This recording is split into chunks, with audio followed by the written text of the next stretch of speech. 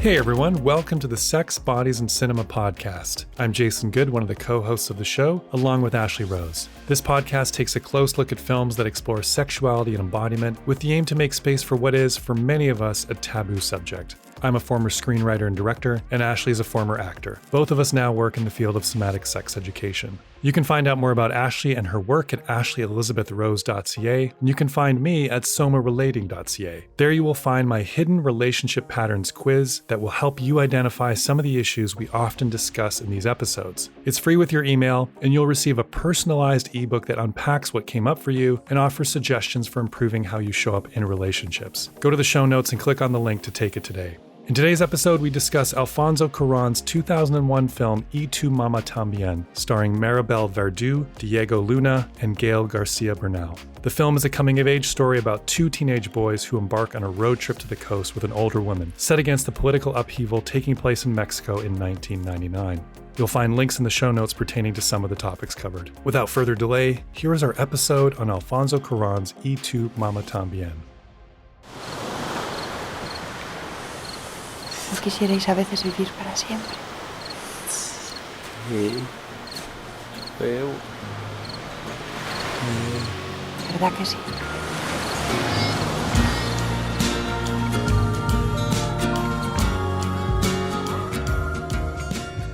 Had you heard of this film before I suggested we do it? I had already seen it, but I didn't remember much. I didn't like it when I first time you saw it. Yeah, so 2001. Where were you in 2001? Yeah, where was I? I think I was living in Port Coquitlam with a roommate. Suburb of Vancouver. What's that? Suburb of Vancouver. Suburb of Vancouver. Yeah, thank you. And in and around acting school in that territory. Okay. Yeah, so early 20s. And I don't think I saw it immediately, so a few years after it came out. And everyone was raving about it, and I didn't know Diego Luna. But Gael García Bernal was getting very popular after this. And so I caught the wave of him. And I didn't know Maribel Verdú, but of course she's famous in Latin culture. But it really bugged me. I think I might have mentioned I was a bit of an anal retentive young person. In that I loved when things felt sacred. I didn't understand this kind of behavior. I didn't have the luxury of having any kind of adolescence where I was really thoughtless about anything. And I was really more intentional, on guard, and there were a lot of higher stakes things happening. So I didn't really understand adolescence from this framework, period. And I think I judged the lady. I'm like, what are you doing, lady? What are you doing with these young people? And yeah, just a lot of judgment. A lot of judgment, and it did seem fun to me. I'm like, I was more like, their girlfriends just left. Why are they talking about other girls on a couch already? Why are they doing so many drugs? What's this lady doing with these two young guys? That was more my framework back then. And very much about those girls were probably in Europe having a gay old time too. Right. That wasn't it was mostly about my framework around who men and boys are as well. Right. Yeah. Well, today we're covering Tu Mamá También by Alfonso Cuarón. This is Sex, Bodies, and Cinema. I'm Jason. I'm Ashley. It's a podcast about films that tackle the subjects of sexuality and embodiment. It's a conversation show where we'll unpack the films from our own perspective as both former artists and practicing somatic sex educators. Yeah, that's an interesting reaction to that. My reaction was different. Guilt and shame, of course, because now? No, back then I first saw it. When did you see it? Well, I was budding. We did make my mistake. Tu Mamá También. Tu Mamá También. Because I wrote it wrong. Yeah. And your mother too. Yes. Which is a line late in the movie. Yes. Yeah, I was, in 2001, I was a budding cinephile, embracing my love for cinema and trying to see more art house movies. Which had come as a complete surprise for you, right? That you could enjoy something. I was still working on what that looked like. So a film like this was very conflicting for me because I knew Alfonso Cuarón was important. Yeah. He had recently broken into North American cinema with Little Princess and Great Expectations. Little Princess I came back to later as a parent and adored. Oh, it's such a sweet movie. So I came to it with that lens and didn't really know, probably had a similar reaction actually to you. Huh. These guys are pricks. What are we doing? It's kind of hot at times and I feel a little guilty for being slightly aroused by that, but also admiring the filmmaking. for those of you who've seen it, and Cuarón is known for this, he has very long takes, which feel organic and draw you in and like you're listening into real life. And somehow natural lighting, long takes, it draws you in. I find it really does make me lean forward, even if I didn't want to at the time. Yeah. Coming back to it again, I saw what for me was a masterpiece in cinema, just again for its artistry, but also its themes, the way it handles those themes, which we'll unpack today. But I do have a relationship to the filmmaker. So he did the third Harry Potter movie. He did. That I didn't know. Yeah. So this film, was very well regarded. And Harry Potter 1 and 2 had come out. And he wrote it with his brother too. Not Harry Potter. Not Harry Potter. Yeah. He wrote Tu Mamá También. Yeah. But just to give context of who this director is, he had done films in Mexico, broken into North America, done Great Expectations, The Little Princess, very rich, luscious movies. Yeah, very theatrical. Yeah. And then went back to Mexico to tell this story, because this would never get made in North America. And it didn't sound like that's the roots of what he wanted. Yeah. So Harry Potter 1 and 2 came out, both of them directed by Christopher Columbus, and they were looking for someone to do the next film. Yeah. And the producers were impressed by just the handling of these young characters, even if they were in more racy scenes than Harry Potter would ever be. But the way that these teenage, the actors weren't teenagers, but these teenage boys were portrayed, they approached him to do Prisoner of Azkaban, which I think is the strongest directed. Absolutely, I agree with that. As the Harry Potter films, I'm a fan. The third one is the best directed and most visually interesting. Yeah. I love all of the films, but you really feel his fingerprints with some of the longer takes and artistry to that. And even there's some production design is a little different and the geography is a little different compared to the other films. But now that you say that, I see some of the overlap with The Little Princess. Just because it has a lot of blue light, deep, like there's sorrow in both and beauty in both. Interesting.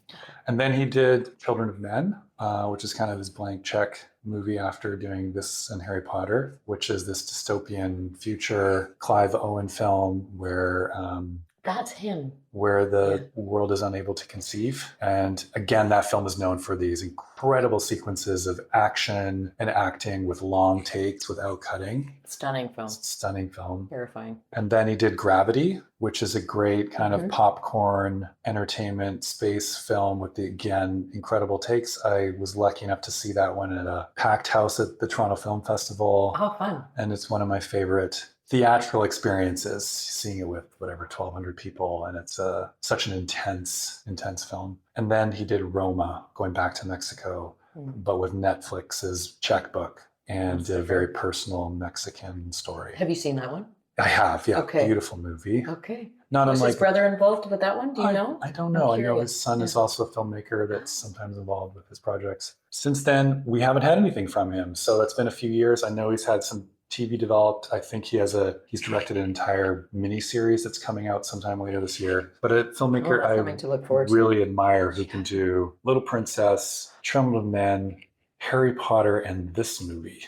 So what was your reaction this time? Way different because, not only am I older and I've had many different experiences, but I've also been educated to reassess my sexual lens and orientation and things like that. But I still didn't get all of it. So there were moments where it took my breath away still. And I'll share what some of those ones are, where the poetry of it just swept me away, where the profundity of his commentary on what Mexico goes through for the citizenry, for its politics domestically and how it's treated on the world stage, just on all levels. And I was mesmerized by the acting and I really loved the look of the film. So I was already way more invested this time. I wasn't just sort of upset because I don't want to, perhaps I shouldn't just call myself retentive about those things. I also had values and I was really trying to pursue sanctity in relationships and relatedness, not to the point of not being sexual, not at all. That wasn't my thing, but just that everything had to be kind of deep and meaningful for me. I really, really cared about the spiritual hygiene around things and whether it fed both people. And I just had this idea that life was a lot tidier. There are a couple others, but what I will say about the film is it's so easy to feel. There's something about how he makes films that is so visceral And I really felt like I was there. And then after is everything I want to share for the rest of the podcast. Yeah. Is just how deeply important and cool and beautiful this movie is. Unexpectedly. I'll just summarize it just off the top of my head here. So it's a road trip movie, which is a nice contained storytelling device. And we start with two very horny teenagers. Best friends, yeah. Late teens, perhaps. And their girlfriends are leaving for the summer or for an extended trip, say an extended trip to Italy. I think it's just after high school. They're Just all like after high 17 school, yeah, and they're okay. just having their gap year fun. Yes, of Yeah, course. the girls Thank you. are. And they're left at home and they meet at a wedding this very beautiful woman who's maybe a decade older than they are. And they desperately want to sleep with everybody, basically, at this point. Yes. But especially her. They're and fascinated. So they make up that they're going to the beach. They're going on a multi-day trip to the beach. And does she want to come? Of course, she turns them down, but then she discovers what we think at the time is just the first time she's discovered her husband is cheating on her. We later discover it's been a bigger problem than that. And so she asks if she can still come along. So they have to suddenly put together this road trip to a place that doesn't exist. And so off they go, and they're mostly just wanting to sleep with her at this point. Just excited to be around her like a couple puppies. And the trip brings out all kinds of things in themselves and their relationship. Yeah, so what struck you this time? Do you still feel you had some judgment around these characters you described? Yeah, let's go there first. I won't go fully with how I feel about the film because it's more global. But first of all, you see within the first 10 minutes of the film, you see both of these young teenagers have sex with their prospective girlfriends. And for me, that's a riot because just how they have sex is really funny and so different and so possible in adolescence or maybe other phases of life too, but where there's like excited promises and like this, you almost wonder how they can organize their bodies. Like it's just very athletic and like flailing limbs. And so I was laughing already within the first 10 minutes. And then the contrast with how they appear in front of each other's families and I think there's like a compassionate part of going like, oh yeah, they're learning about what love and sex is. And of course they're going to think like they'll make big promises that they'll stay together and, and that's what this movie constantly does is plays with perception and expectation and what life truly offers you and how it makes you grow. And so that's the first little bit that tickled my fancy. And just to kind of see the bond of these boys and just how they run amok and how hard it is for them to control themselves or be controlled. And it just seems like a couple of colts or a couple of puppies running around wild, just like sniffing everything and loving everything and like everything's big. And a bit of shock at how natural they are about being around each other's bodies, whether they're showering or that, of course, that scene where there's a point in the film where they're both at one of the boys is richer, wealthier, comes from a wealthier family, and they each have their own diving board at their private pool, and they're just having a wank. They're having a tug right with each other, which is, I guess, in realities that are not my own, and I was raised as a girl and woman, this is more common than I ever realized. But it's so far beyond what I could ever think of that to see it happen. And then, honestly, I know this is funny, but the cum goes in the pool, man. And they're just happy to jump in right after it. And I'm like, oh, God, that's the problem with pools. So there was that moment again, like back to like the acceptance of the body, the acceptance of like the ecstatic celebration of life and how in that case, Salma Hayek. Oh, yes. What a good representation of the ecstasy of life. As they're masturbating, they're calling out things to think about and imagine. And then finally, that's so funny. One of them says Salma Hayek, and that's it. They're both. Oh, I forgot about that part. That's so funny. But like, I think of even when this might sound like beside the point, but when I think of swimming in lakes, you don't know what's in there. Yeah. Like there's dead fish. There's like, people find bodies. Like there's a lot in a lake. But in a pool, it seems like it's all set. But like, it's part of what's also beautiful about life is their turbidity and the things that all kinds of sentient creatures excrete. But it's not how we can file different things away in our mind in a different way. And there's this chlorinated pool that seems so, and they're just like coming in it. They're engaging with it in any way possible. Right. Like they do through the whole film. They're jumping in it, they're adding things to it, they're spitting in it. And just what that has to do with sensuality and being yourself. And you said at the beginning, you were like, when you were younger, you didn't have the luxury to These weren't your words, but you referenced the guys were running amok. Yeah, I felt there was a lot going on in my family. There were a lot of points of crisis. There was instability in terms of like partnerships breaking up. And also, I seem to have swung my response to those forms of chaos and unpredictability were to be the stable element and to be more responsible, trustworthy. Like I was completely transparent with I can't remember lying much or not being where I said I was going to be. I was like the person at the party who wasn't drinking, who felt weird and brought like silk pajamas if it was a party, like a sleepover, and who just didn't know how to relate to people unless it was a deep conversation about the meaning of life. That wasn't what was fun at that age for most people. So I was always, I think because I was kind, I was well received en masse, but then I'd have like these few core groups of like people that I'd be really, really close with, but no one knew much about my life. That was always really in the back end, and I wouldn't share much with people that way. It was definitely not where that, yeah. Yeah, it's unfamiliar for me as well. I can't imagine. I feel like there's some value in that. Some of what they're doing, I think, of course, is inappropriate and immature and all the rest of it. But there's obviously so much value in pushing those edges and figuring out where your edges are. Yeah, and the value in immaturity, which is not something that personally occurs to me very often. But yeah, how beautiful it is. I love seeing a puppy run around and like do things it's not supposed to. And that is something I really enjoy about, I'll say boys right now, but I don't really want to gender it. That's probably a socialization thing. But how did it feel in your body, given the fact that you were a young boy, to see this? Like, does it fill you full of delight? Or are you is it cringy? What goes on? I look at them with a slightly judgmental eye, those two characters. Yeah. Not because of the freedom in which they are exhibiting, but the hypocrisy in the way that they demanded monogamy from their girlfriends as they left and had every intention of screwing anything possible. Right, immediately. Immediately. Yeah. And so, even as a teen at that age, I would have gone, guys, like, come on. And as an adult, I would sit them down and be like, that's okay. If you want to screw everything, but just like name that that's what you're doing. Congruency at least. Yeah. And let's not force or compel other people to be monogamous with you and you're going to go cheat on them. So I do find myself like wanting to sit them down and judging that. I don't know, would that be toxic masculinity? What would you call that? I feel like it's a blend of a completely understandable, beautiful life stage where we do override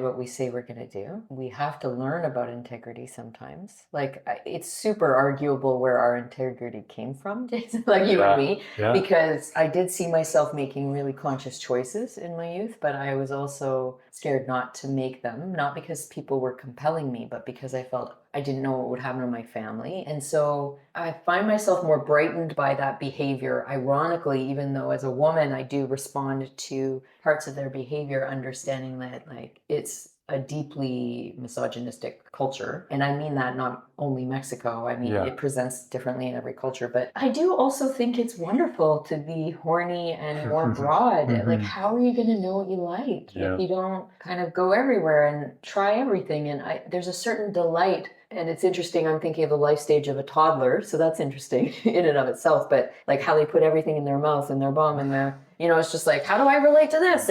And so, yes, it does feel like super young the way that they are, but that also tells me that there's a lack of eldership, and it's part of what I think he's trying to point to on all levels about like who's steering this thing and are they trustworthy and who should we listen to? I do view her as having some eldership, her character. When I watch it, I'm impressed with their boldness. I'm slightly envious of their boldness. Yes, envy. I feel that too. Even like when they approach her at the wedding with such boldness. And that made me uncomfortable because they corner her. I don't know why she's not asking them to back up. Like, it's a real question. Like, she can probably sense that they're like puppies, maybe. Yeah, maybe.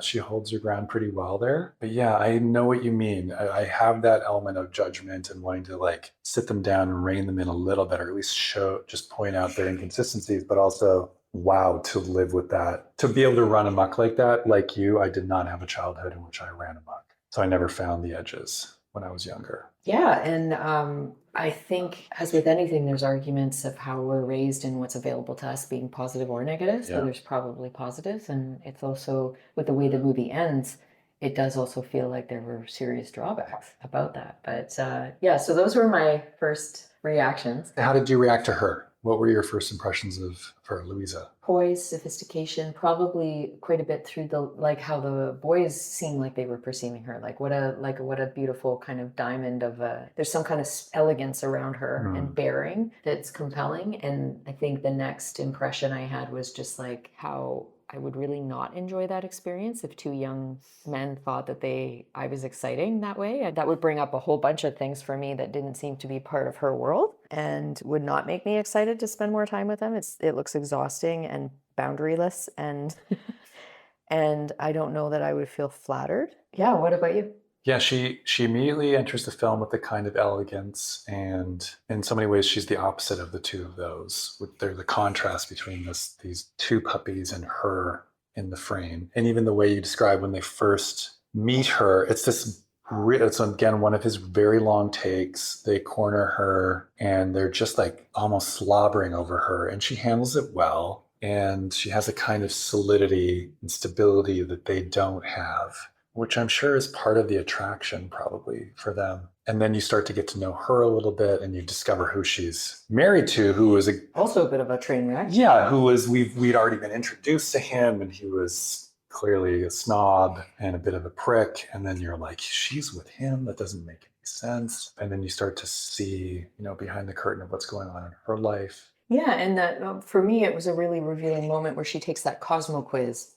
Yes. And she disagrees with its answers, but it's essentially saying, I haven't lived yet. I haven't dared to live yet. Yeah. So I think then we're really in motion. We have these kids that can't stop living, and then this woman who is still seeking that taste of life for herself. Kids that can't stop living, that's good. So then she calls them up and is like, is the offer still there? After she hears the news of this infidelity, and she's beside herself, she decides to leave her husband while he's on a trip. He had phoned her sobbing, confessing, and she just, so then they're on the road. Well, they have to figure out now where to go. Yes. So they have a few hours to put that all together. Yeah, it's quite funny seeing how they beg, borrow, and steal to patch this plan together. Yeah. And then they pick her up, and the way they operate around her, opening the door for her, getting her, like, it's almost like she's royalty on this trip. I'm still like, her motivation is still I know she's like, I need to live. I need to just do something wild and crazy right now. But also the way those boys are acting around her, it must be a strange experience for her. Yeah, there's a type of, I actually had a similar experience. So I often have dated men older than me, whether it's 10 or 20 years. It just seems like a better fit. But I had a long-term relationship that was more my age, but I had this tryst with someone who was, I don't know, like 7 years younger than me. And it was so different. And I remember being like, he's so excited. And just how that felt, like he's running around trying to cook me dinner, like, and that most of the thinking is at the end of the evening, which is not something I feel when I'm dating older folks. I feel like we're in the spending time of it. We like taking time. Maybe there's other elements at play, but just that hyper quality of everything that they do being imbued with this like frantic service that eventually, where the motivation is really the fruit at the end and the delight of it and the sheer like not being able to organize your limbs in order to get it up. And that person, okay, well, TMI, we're both sexologists, but the sex was also disorganized. And he came quickly and then asked me in a beautiful like evolution of, at the time, socially, it was like getting cooler to ask, like to try to also provide for a woman, which I think was something that started evolving in the 90s, I think turning around. Like, is there anything I can do for you? And I was just like, oh no, I feel like I just wouldn't have wanted anything because it was so rowdy and it was just a different beast altogether. And it was so interesting to feel somatically in my body, oh, there's nothing you can do for me, but I was so happy for him. Like I felt benevolent, like a benevolent sharer of my body. It was less of like, hopefully this isn't making someone sad for me or something, but Really, I did it out of generosity and in the like purity of with which he was excited to do it was just kind of enough. I'd related to him long enough and that was the last time we ever slept together. And it was not compelling at all. But I'll remember that feeling of like he was strong enough to throw me around. He was, and I don't mean to say that he was young and only immature at all. But I had forgotten what it felt like, the energy running through a body that has less experience and a psychology that has less experience in the quotidian nature of relationships and sex and intimacy and the vibrancy of it. And it was compelling. And I was like, oh, it swept me away. Not unconsciously. I was just like, do I do this? I mean, it's just like, it was kind of like that. It was a conversation inside me, watching him cook for me and praise me and order the room and feel like his little bachelor pad at his, was this good enough, the room, and like how I would perceive everything. And it did feel boyish, more towards boyish to me. Yeah, we weren't that young, but I won't forget that feeling.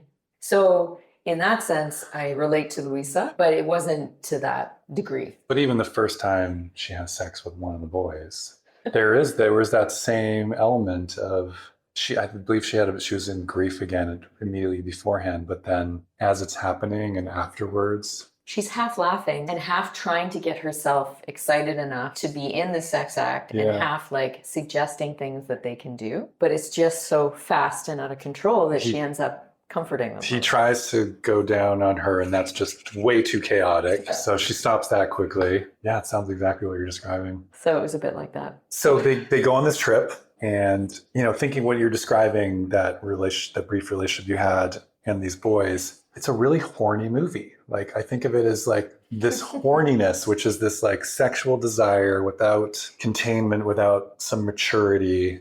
And they're just driven by this, like, they don't know what to do with this energy. They just have to like put it out there. Channel it somewhere. Channel it, thank you. And it's one of the horniest movies I've seen where it's just driven by this kind of chaotic, erotic. And smoking and smoking up and the wind in the car, like the velocity at which they're traveling, just everything. Yeah. So eventually, though, the first night. So the first time they're sleeping over somewhere, they go to sneak a peek at her in her room. And it's such a beautiful moment where we see Julio look first, I believe, and then Tenoch. And we don't see what they're seeing yet, but they're just like, oh. And then finally we see what they see, which is she's just weeping. Yeah, totally sobbing beside herself. Less than sexy, not the shower scene at least. Yeah, she calls them out on that. She knew they had looked in there, but such an unexpected turn from what they thought this was going to be. And it turns out something else is going on here. They're not exactly sure what it is. Yeah, and they've been joking and interviewing each other, like more Luisa to the boys, like tell me, and they present this manifesto of how they live life, and it's like a really hilarious host of like values. Many of which turns out they don't actually follow. Yes, exactly. Yeah. To your point again. Yeah. And we also get to see as the viewer how she's actually feeling, because she's been kind of brightened all day and excited to be moving and thoughtless about her life a little bit. I love road trips for that, actually. I think it's the best meditation ever. And there's something about being in motion that allows a different types of reflection. It's almost like life is the one moving us, but when we're choosing the motion, we get to set the pace. Set the pace, exactly. Yeah. That's a good way to say it. And like we're propelling things.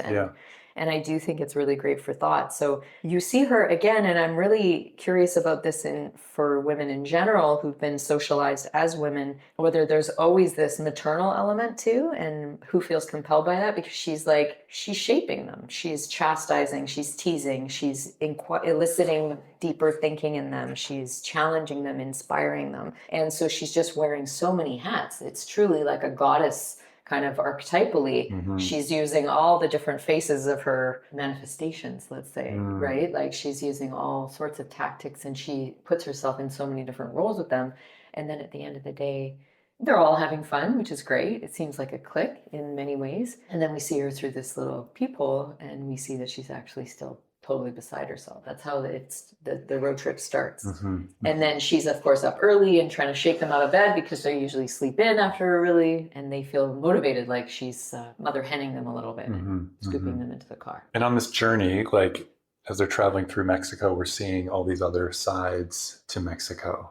Oh God, I think that's my favorite part of the movie, and what that says about the relationships involved as well. But the constant light references to you could go deeper or you just pass things by. Right. That there's actually pretty serious things going on. But how about a trip to Mexico? People say, right? And ignoring the blood avocados, what people are truly facing from, I'm missing the word, about the drug cartels and things like that. And internal corruption and how we take advantage of different leveraging currencies in different countries. And it's just so layered. So you see all this corruption, except for the time they stop for that one virginal, like there's a toll. The queen, which is an interesting moment. But there's serious things happening. A man who's been hit by a car, and it's because of the setup of the culture that keeps people working and in impossible situations, in impossible heat, and that I think he's run across several lanes of traffic because he can't get to work on time. He was probably trying to feed his family. So like everything's imbued with, again, this sense of like foreboding, I would say. What did you notice out of all those the most? Little vignettes or things that they pass by?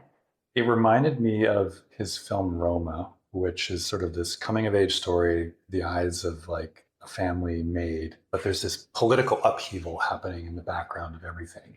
And so I don't know, I understand that this is set during a time where there was quite a shift in power in terms of political power. And one of the things we haven't mentioned is the film has a voiceover. There's no actual soundtrack to the movie. It just sometimes pauses for a voiceover of someone describing the story, adding some shape and flavor to it, sometimes giving us insight into what they're thinking. We know one of the characters wants to be a writer, so sometimes I'm like, is this supposed to be him as an adult writing a memoir? But it also has points of view that character wouldn't have had. It's a little more omniscient.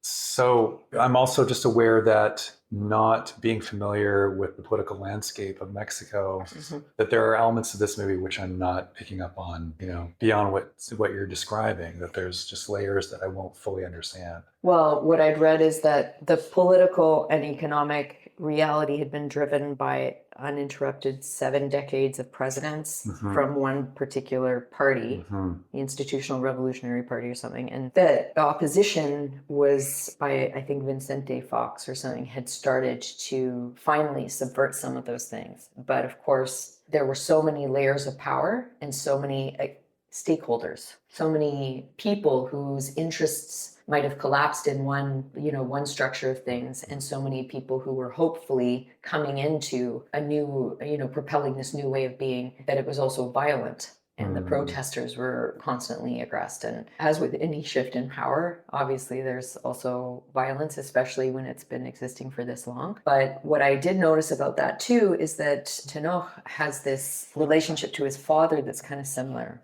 Did you remember that when he's talking about his own corruption, he's like, oh, my dad's totally corrupt. And he's living large off of his dad's corruption. It's light for him still because it gives him weed. But then I don't know. His family had to move to Vancouver, it said, for 9 months or something. Oh, yes. Something had gone down and they had to live out of the country. Right. So there's that level of like familial corruption, but like, let's not question it because that's what's allowing me to mess around and like get high. However, it doesn't, the way that the actor Diego Luna, plays it, I thought he did a beautiful job of actually making it layered, and I do sense a discomfort in the character around that, of not knowing how to relate to his father, of not finding him an authority because of some of that he'll take from him, but like that there's not actually a real bond, and that it might be part of why he feels so unhinged and why his needs are kind of taking care of him. So again, we see how people are structuring their lives, how the country is structured based on power. Like if his maid is subordinate to him and doesn't get much respect or probably much money,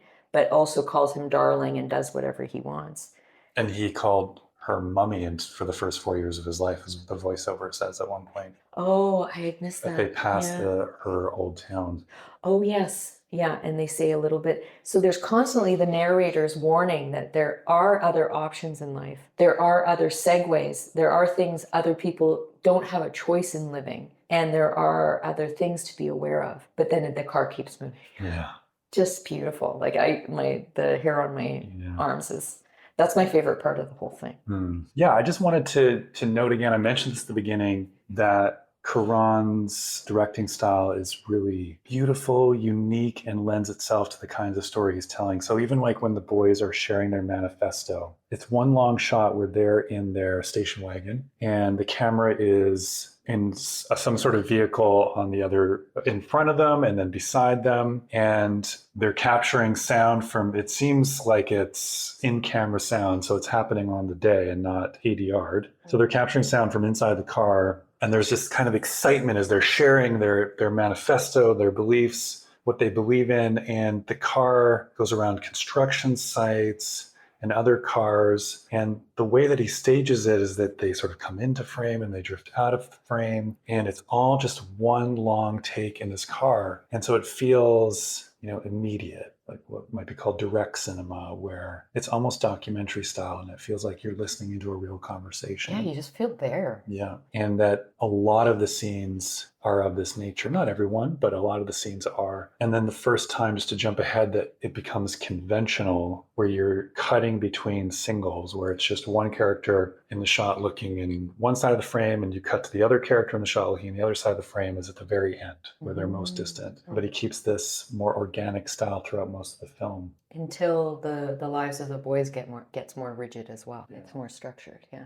Interesting. Things get complicated. So she has sex with Tenoch at first, and Julio sees, and so that creates a riff. He gets into the pool, and they have this competition where they swim as far underneath as they can, like as many lengths as they can without breathing, to see who gets the furthest. And it's a filthy pool. It has not been cleaned, covered in leaves, gook, probably other people's cum.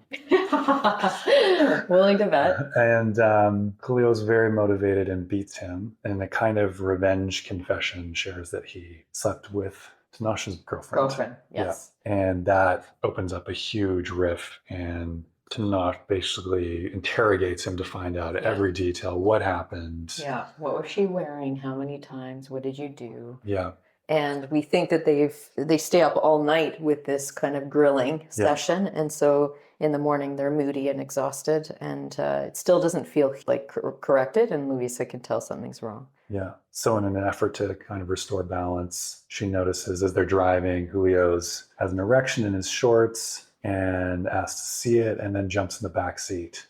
And starts to have sex with him. And Julio is... In all her female wisdom, she attributed the conflict to the fact that she chose one of them and to even it out. Yeah. Which is, again, it's kind of a maternal reaction. Like, no, okay, here, you have a bit of candy too. Exactly. So Julio loses his mind. Tenoch does. Tenoch loses his mind. Julio does to a certain extent as well. Tenoch loses his mind, pulls over, and gets out of the car and mopes. The other two don't even react. They just keep going. They just keep going. And it's wild, chaotic. Doesn't look like very good puppy sex. Puppy sex, yeah. She's is a little bit humored by it as well again, and then goes and confronts Tenoch and is like, this is why you took me on this trip? Right. She calls it out. Yeah. This was the whole point, wasn't it? And they essentially got what they wanted, but it's created some divisions that they didn't anticipate. And so when they get back to the car, it's also, they're still not able to really put the fire out. And so it gets revealed that Tenoch also... He gets his revenge. Yeah. He gets his revenge. Revenge confession. And he slept with Julio's girlfriend as well. And then they explode. And Luisa's not having it. She gets out. Yeah. Like, that's it. I'm done. And she also says, who cares which one of you I'm having sex with if you're both done in 10 minutes? 10 seconds. 10 seconds, sorry. Yeah. What does it matter who you're sleeping with when you're done in 10 seconds? Such a good quote. Such a good quote. And she's beside herself. What did you think of her reaction at the time?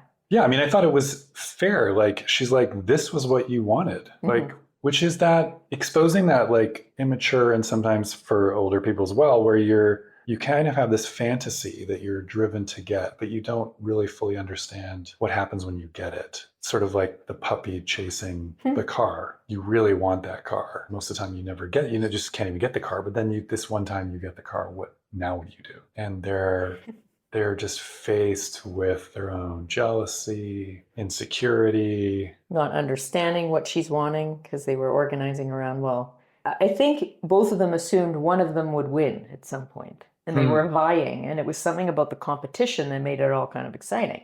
Perhaps. I thought that they were just hoping for the fantasy threesome. Oh, where okay. everything just goes perfectly in their way. Another thing they get. But they've never that's something they clearly haven't experienced yet, and they don't know what to do when this object of desire is with the other person. They're so obsessed with their girlfriends not cheating on them.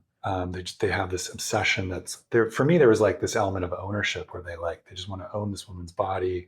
They don't exactly know what to do with it, but they know they want it. And then when that body has agency and sometimes chooses somebody else completely, they lose their minds. Yeah, can bring up aggression too, because there's some power stuff there too. She's exercising her power to choose and to have sex with who she wants when she wants. Something else came up for me here where, because I had seen the movie before, so I knew where this was going to a certain extent, but she says, why don't you just get it over with and have sex with each other? Oh, that's so beautiful. Yes. Because at first, the one line which she said is like, what does it matter who you're having sex with if you're going to come in 10 seconds anyways? Like, what? It's not even a big deal. And then as they're arguing, why don't you just get it over with and have sex with each other? When you really want to fuck each other. Yeah. Says. Yeah. And they are constantly using a derogatory gay term throughout the film. There is this kind of homophobia. Deep homophobia in them that she's calling out as a kind of dancing around the homoerotic. There is, there's like two sides that there's this homophobia which kind of reveals this homoerotic part of themselves that they don't know what to do with. Yeah, I mean, who knows if it was Selma Hayek or the tone of your best friend's voice saying Selma Hayek. I mean, what really fills the pool? We don't know. Yeah, I love that moment too. But I have to say, this whole tiny piece in the film did make me wonder what Louise was up to. I didn't understand the strength of her anger. I didn't understand why she was having sex with both boys. And that, for me, becomes part of the beauty of the film. I think I went more into judgment there with her too, because she should know better, like that kind of judgment? Well, not double standards. Like if this was an older dude with two young girls, I would have the same feeling. And I'm like, well, what are you up to at least? Yeah. Because she seems to be someone who's value-based. She doesn't seem like she's ever cheated on her husband before. Yeah. She doesn't seem like so again, we're back to these themes about what's light and what's deep. She seems like she's running with the deeper currents of life, not that she's just bubbling on the surface. And so I was questioning her at this point. Because she's running amok at this point? Yeah, great. So she's embraced a bit of their wildness. She's, doing that right now. And I didn't understand her motivation. Well, why don't we, can we jump ahead and just unpack that a little bit more? So they eventually get to the beach. Yes. Not the beach that they pretended existed, but a beach, a gorgeous beach. Yeah. And Fisherman and his family host them and feed them. Oh, wait. She ends up with putting her own set of rules in. I will only get back in the car. So she has her own little manifesto that's pretty tight. Like, I will only get in the car if XYZ. And so they do go to the beach together. They catch up with her. They beg her to get back in. And then she sets her set of rules, which are pretty stringent. Like, she's exerting power at this point. You're going to do everything, you guys. I will not lift a finger. Yeah. You will not bicker. And I'm not having sex with either of you. And they agree to it and then make their way to the beach. And they don't seem disappointed, which is interesting. Yeah, they seem happy that her threat seemed real. Yes, but they don't seem disappointed that if she gets back in, the sex is over. So something has truly shifted in terms of why they want to be around her. And they find this beach, and then we find, like you were saying, this fisherman's family where they buy fresh ceviche and they're on the water and there's children of different ages, and you start to feel again the sensuality. Like it feels less city and less like we're trying to get somewhere, and they've arrived in a sense. So they have the wonderful time at the beach that they had hoped. They spend the night there. They go to a local bar of some kind, tavern, and they get a little bit more off their chest. Like the boys share a little bit more. There's some repair happening as they're drunk. We see her... They're making fun of the things that were really hurting them. That's right. And then drinking to it. Like, oh, you fucked her and I fucked your girlfriend and you fucked my... And then they admit how many times they actually did it and all the things they weren't telling truth. Yeah.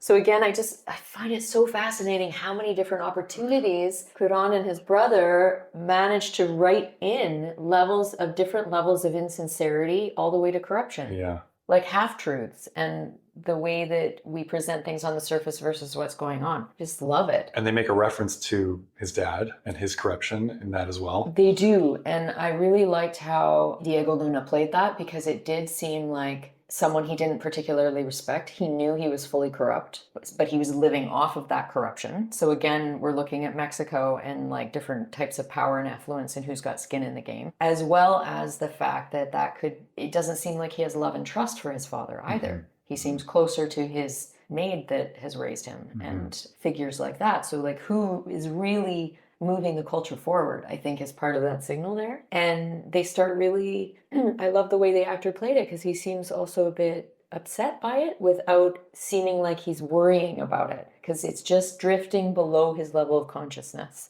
Yeah, I really love that moment in the bar, and they get more and more rowdy, and they are all making fun of each other and dancing. Mm-hmm. And we see a phone call with her and her husband, now ex-husband, she's left, yeah, where she actually speaks to him and without any bitterness or resentment sort of says goodbye. No blame and just sobbing, but like very gracious. I remember thinking I didn't understand that either. Just like complete grace. So something shifts in all three of them. They're back together on the dance floor and they have a kind of sensual dance together, the three of them. Which then we cut to their room, and there's a kind of like palpable electricity after that sensual dance. They're all a little drunk. And then the threesome, which I assumed is what they were looking for, starts to happen. And in this, really sensual shot, as they're sort of surrounding her and touching her, and then she goes down out of screen, they're standing, then the two boys. You can tell based on the expression on their faces and their body reaction that she's alternating blowing them. Yeah. But then that leaves them alone at the top together. Which they seemingly, although they've masturbated clearly together, this is something different. And they start to kiss. Mm-hmm. Yeah. And then the next, you don't see much of it, but you see that moment where it seems like they're finally released into something that's been pent up for a while. Yeah. And then you see them wake up in the morning next to each other and just naked, and they're completely startled, and they jump out of bed and completely ignore it and go for their dog of the hair beer. So for people who might know this reference, this is like Planes, Trains, and Automobiles. The next morning, those aren't pillows. Moment for both of them. And they quickly go, oh yeah, those bears, Chicago Bears, kind of moment. And Luisa decides to stay. Yeah, so they know that they have to get back. Yeah. And we see this moment with Luisa. She's clear as a bell the next morning where they're hungover, and she's got a baby on her lap with this fisherman's family, and she looks completely at home. There's something we haven't talked about that is the fact she's from Spain, and I don't know enough about the dynamics between the countries to know what else is being telegraphed there. Yeah. But that is a thing. And instead of going back to Spain or staying in Mexico, she decides to stay with this family because it feels real or true to her at that time. One thing we did miss bringing up is that part of that carousing the night before is the title of the film. Yeah. And because Julio had sex with... Yeah, he screams out, Mom. Did your mother! I also did your mother! And we see how truly these boys have run amok. Yeah. And what's available to them and why the moms, So then we're at the tail end and we see Luisa playing in the waves, and the narrator comes in again and there's this beautiful quote. I think it's one of the final things she says to the boys. She says, life is like ocean foam. It's on the surface.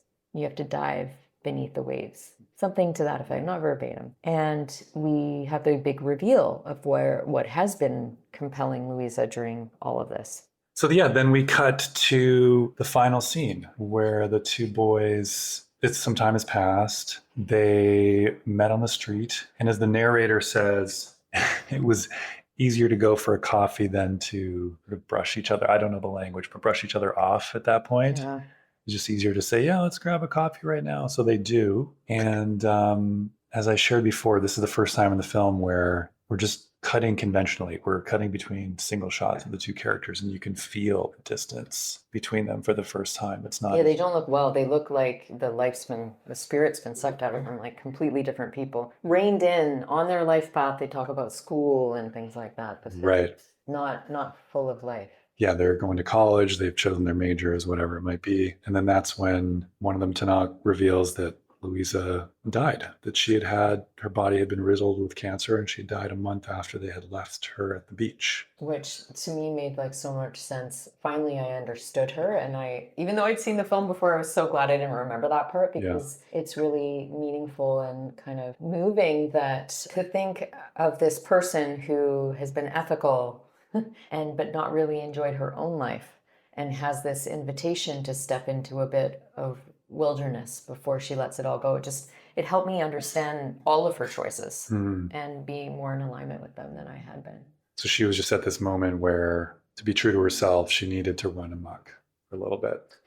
For me, it felt like the answer to the Cosmo quiz, right? Yeah. Like, oh, you've never lived. Oh, you're too afraid to live. And that obviously being terminal, people tend to do quite unique things with the rest of their time and wish that they'd lived differently the whole time.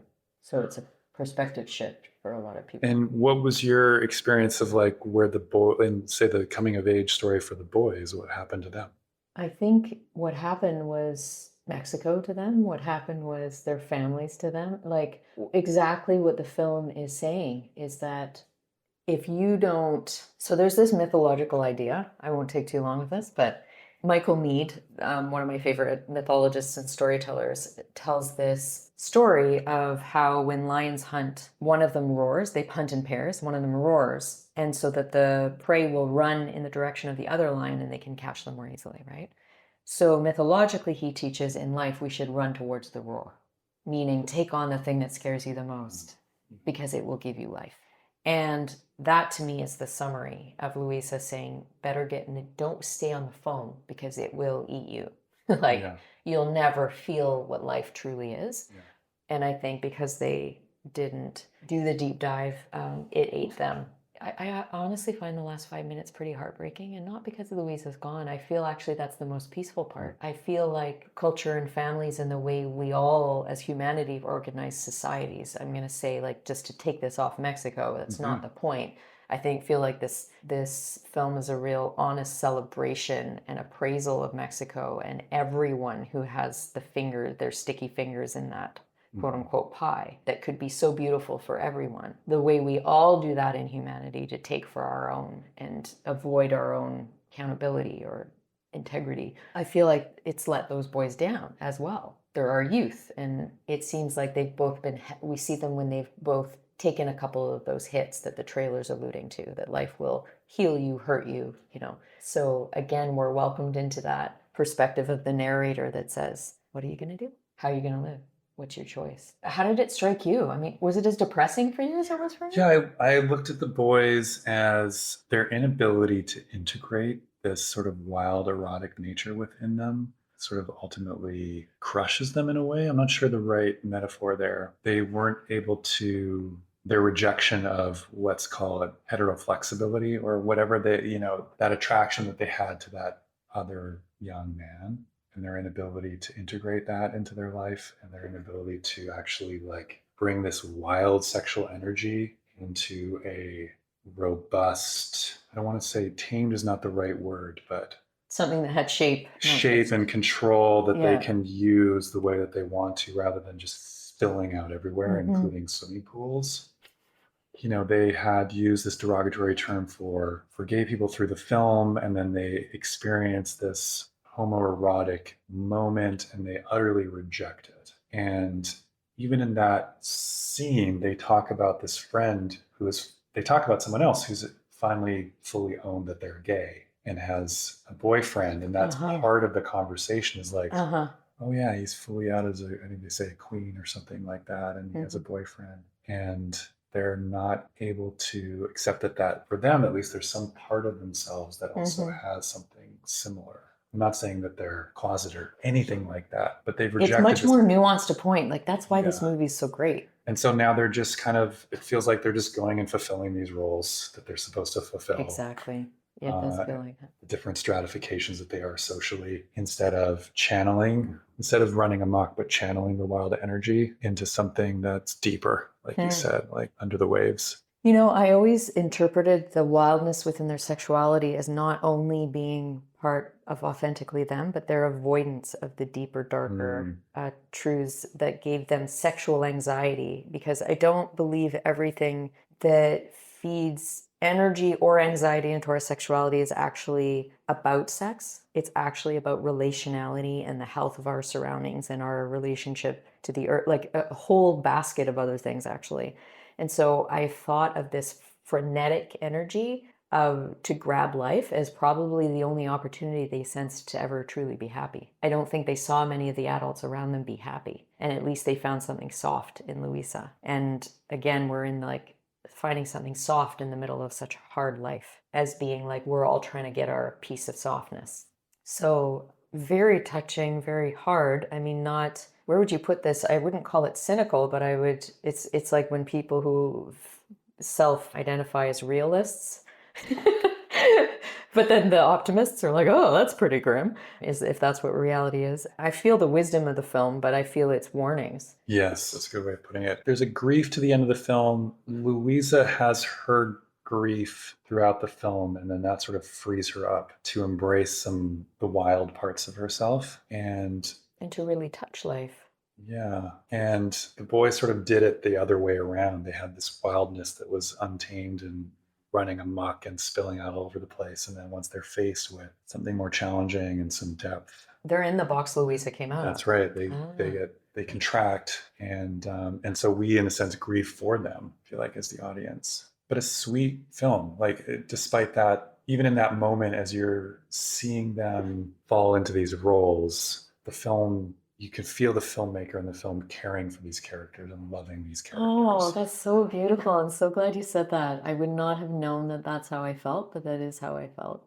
And I wrote down when I was making notes watching the film the necessity of beauty in the restoration of the soul, because I think that's what was happening for Luisa, is just feel the waves, feel the sweetness of yourself, feel how privileged we are to be alive and enjoy this earth. And when you say that there's still love, that narrator being able to hold all of it is again that reminder that we could choose something more beautiful. Because I was mostly just depressed until you said that about the end. Yeah, I really feel the embrace of the storyteller, of all the characters in the film, which is, I like that feeling. Even if it's a sad story, you can feel that they're held. Some final thoughts? I have so much respect for this movie, which is funny because, I was relating to it so differently. I was questioning whether it was one of my favorite movies. I think just because it's so meaningful. I don't know that it would be one of my favorite movies to watch, but in terms of its meaning, it's pretty high up there. And I bet you if I was Mexican, this would mean like even 100 times more. Yeah. Yeah, lots of respect for this director, and I'd like to watch more of the things that you had mentioned that I haven't seen. Well, certainly a comparison film from this director that would be Roma, which is a Netflix production, so you can see it on Netflix. Much slower. So he sets a very slow pace from the very first shot. And so you sort of have to hand yourself over to the pace in which he's going to tell the story. Not done in 10 seconds. No, that's for sure. I was, went back to my hero, Roger Ebert, and read his review. And I love, because he does this every once in a while, or did this every once in a while, RIP, ranted about the MPAA and the rating system. Yes, that reminded me of you when I read that. Yeah, you've been talking about that. Say your piece. Wait, why did it remind you of me? You've already talked about that with two other classifications of films that don't get enough support because of this bizarre, like gems of films that people have poured their life savings into. That's right. Other films we've covered.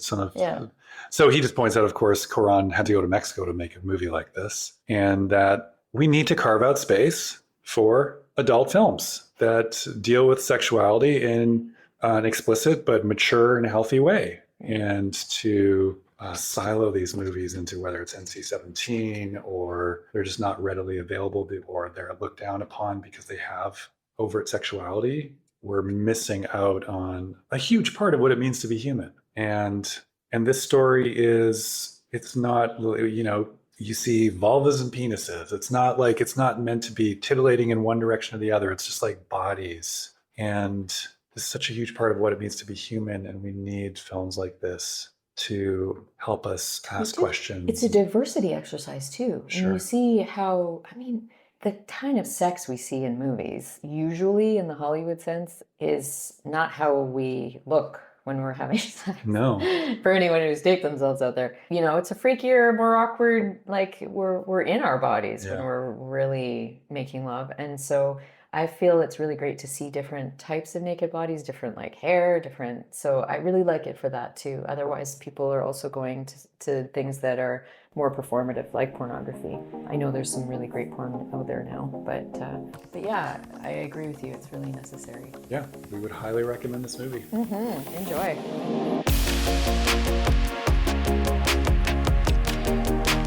Thank you for listening to this episode. Please remember to rate, review, and follow, and please share the podcast to anyone you think would enjoy it. Remember to click the link in the show notes to take my Hidden Relationship Patterns quiz to receive your personalized ebook to start improving your relationships today. And reach out if you need support. Thanks for listening. See you next time.